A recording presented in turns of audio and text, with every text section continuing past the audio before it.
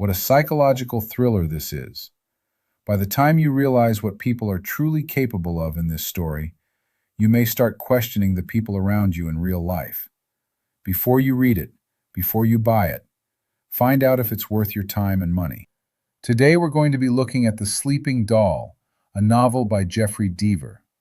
Set against the breathtaking beauty of Monterey, California, with its rugged coastline, rolling hills, and postcard-perfect landscapes that draw visitors from around the world, this story opens with a crime so chilling and deeply unsettling precisely because it echoes real-world tragedies that have occurred in Southern California, making its horror feel uncomfortably close to reality.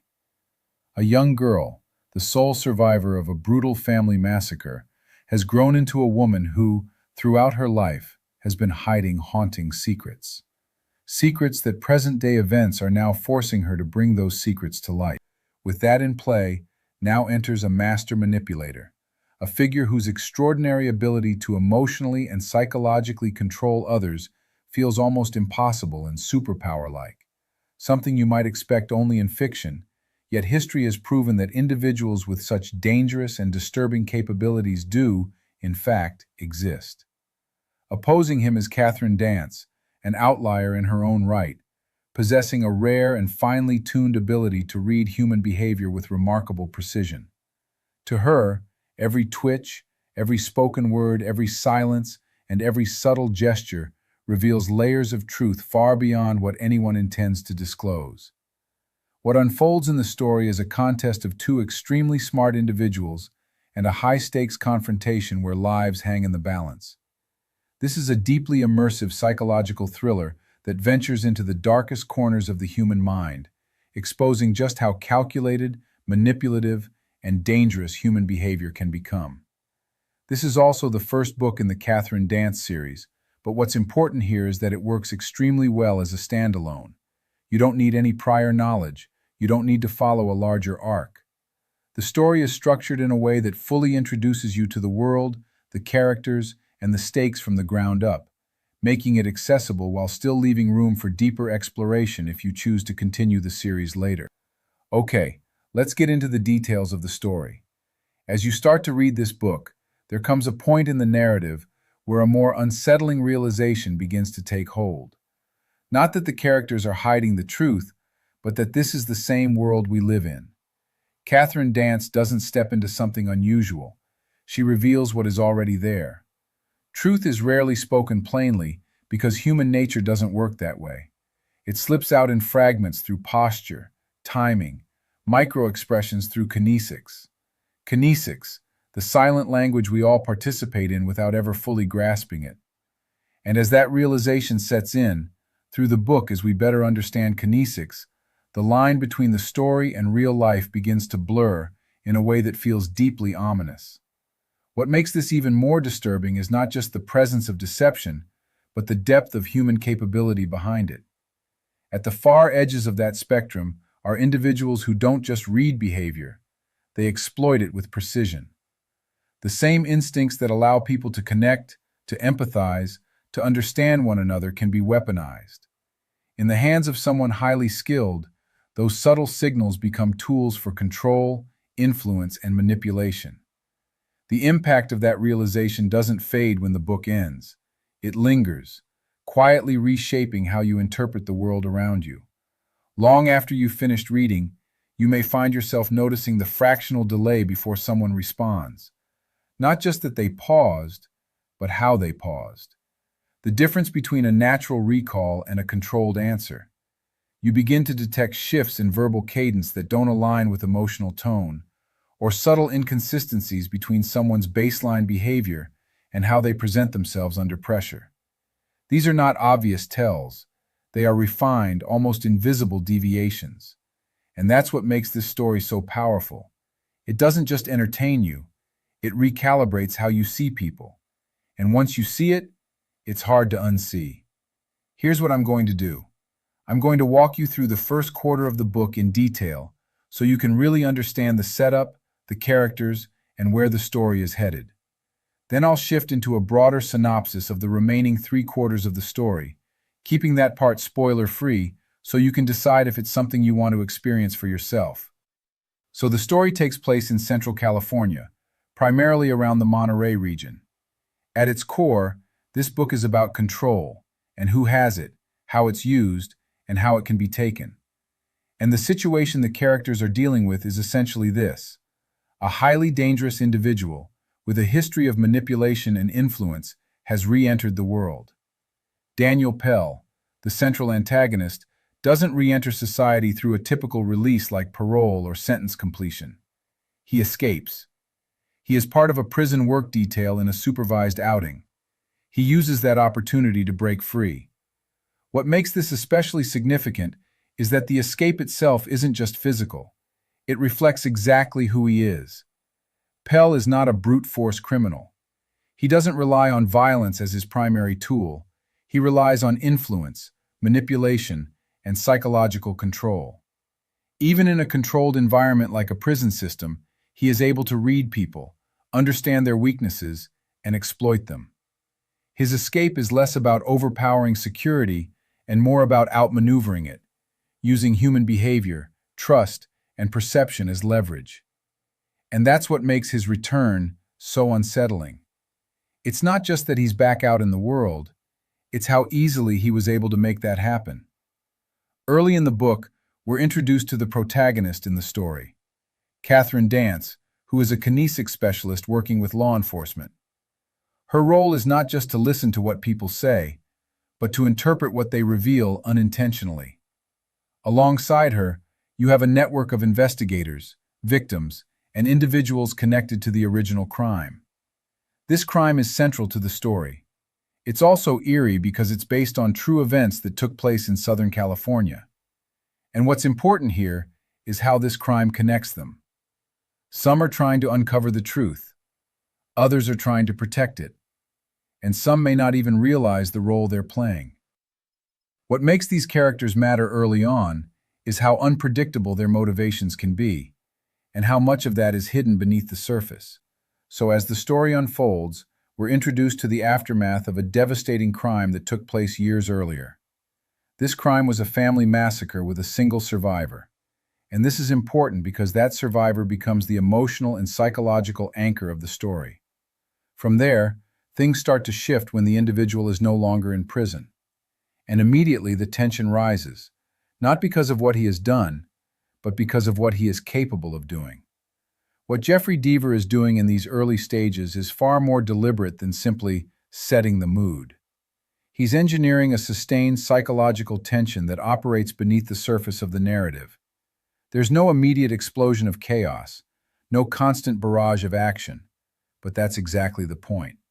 Instead, he creates a controlled environment where the threat is always present, always implied, but rarely fully revealed. And that ambiguity is what keeps the reader mentally engaged at a much deeper level. This ties directly into the core identity of the book as a mind-bending psychological thriller. Rather than overwhelming you with external danger, Deaver turns the tension inward. He withholds just enough information to force you into a state of active interpretation, constantly reading between the lines, questioning motives, analyzing behavior. In a sense, you're not just observing Catherine Dance's work, you're mirroring it. You begin to process conversations the way she does, searching for inconsistencies, trying to detect meaning beyond what's being said. And this is where the psychological manipulation of the reader becomes masterful. Deaver controls pacing in a way that keeps your cognitive load elevated. He gives you fragments, partial truths, subtle cues, behavioral tells, and leaves you to assemble them. That process creates a low-level, sustained stress response. Your mind doesn't get relief because it's always trying to resolve uncertainty.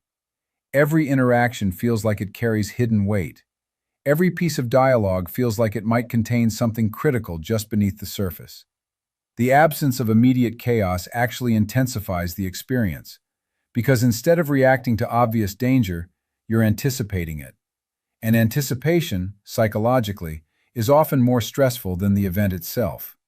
You start to feel like something is wrong before you can clearly define what it is, and that's deeply unsettling. Over time, this builds into something more immersive than a typical thriller. You're not just following the story, you're mentally participating in it. You begin to adopt the same hyper-awareness, the same analytical mindset, the same cautious interpretation of human behavior that defines the main character. And that's why years after I read this book, I'm still thinking about it. The book doesn't just tell you that manipulation exists, it makes you experience what it feels like to be surrounded by it. It places you in a state where certainty is rare, trust is fragile, and meaning is always layered. That's what makes it feel so mentally and emotionally intense. And that's why the sense of unease never fully goes away. It's been built into how you're processing the story itself. As we move further in, Catherine Dance becomes involved in monitoring and analyzing interactions tied to this individual. And this is where the story begins to lean heavily into kinesics. You start to see how conversations are broken down, not by words, but by delivery. A simple statement becomes layered with meaning depending on tone, timing, and physical behavior. This introduces a deeper level of conflict, not just between characters, but between what is said and what is true. And at this point, you start to see a pattern. Manipulation is not always obvious. It's subtle. It's controlled. And it often happens in ways that most people would never detect. As the first quarter progresses, relationships begin to develop, some based on trust, others on deception.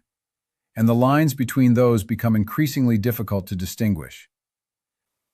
From this point forward, and for the last 3/4 of The Sleeping Doll, I'm not going to get into any spoilers, but I will give you a clear sense of where the story goes and what it explores. From here, the story expands into a much broader psychological pursuit. The conflicts become more centered around influence, control, and the consequences of manipulation. The tone shifts into something more intense, more unpredictable, where the danger is not always visible, but always present. And overall, the book starts exploring ideas like power through psychological control, the fragility of trust, the hidden complexity of human behavior. At a deeper level, this story really leans into fear, not just physical danger, but the fear of being misled, misunderstood, or manipulated without even realizing it. As the book progresses, the trajectory of the story continues to build toward a steady escalation, one where each interaction carries more weight and each decision has more consequences. Why this book works so well is because of its psychological depth, combined with the way Jeffery Deaver masterfully weaves the emotional and cognitive complexities of the human mind into a fast-paced, high-stakes narrative driven by a truly dangerous and calculating criminal. Where it may not work for everyone is in the uncomfortable and at times genuinely frightening realization of just how capable human beings are of manipulation, deception, and calculated harm. This isn't the kind of discomfort that comes from shock value. It's the kind that lingers because it feels real. But for me, that's exactly why it works. It forces you to think differently about the people around you, the conversations you have, the interactions you experience daily, and the subtle signals you may have overlooked your entire life. What this book does exceptionally well is expose the invisible layer of communication that exists beneath words. We tend to believe that what people say is the primary source of truth, but in reality, that's only a fraction of what's being communicated. The rest is conveyed through timing, tone, posture, micro-expressions, through kinesics. And while those signals can reflect trust, connection, and sincerity, they can just as easily carry something far darker: resentment, jealousy, hostility, even intent to harm. The unsettling part is realizing how often those signals go unnoticed. There's a psychological weight that comes with that realization. If you're not actively aware of these patterns, you may only be perceiving 15 to 20% of what's actually happening in any given interaction. And when you step back and think about that, really think about it, it becomes unsettling. We move through environments where understanding people is directly tied to trust, safety, and sometimes even survival, yet we're operating with only a partial view of reality. That gap between what is said and what is truly meant becomes the most dangerous space of all. That's why this book stays with you. Long after you've finished it, you start noticing things differently. Certain conversations feel layered in a way they didn't before. You begin to recognize patterns, subtle inconsistencies, shifts in behavior that once seemed insignificant. And every so often, a moment from the story resurfaces because something in your real life echoes it. That's the lasting impact here. It doesn't just tell a story, it alters your awareness. It shows you something that we have always known, that human interaction is far more complex and far more revealing than most people are ever taught to see. In conclusion, this is the kind of book that will resonate most with readers who enjoy psychological thrillers, character-driven narratives, and stories that explore the darker aspects of human nature. If this helped you get a better sense of the book, consider subscribing. I'll be doing more breakdowns like this. Also, a like to this video would be highly appreciated. And if you know anyone that might enjoy this book, go ahead and share this video with them.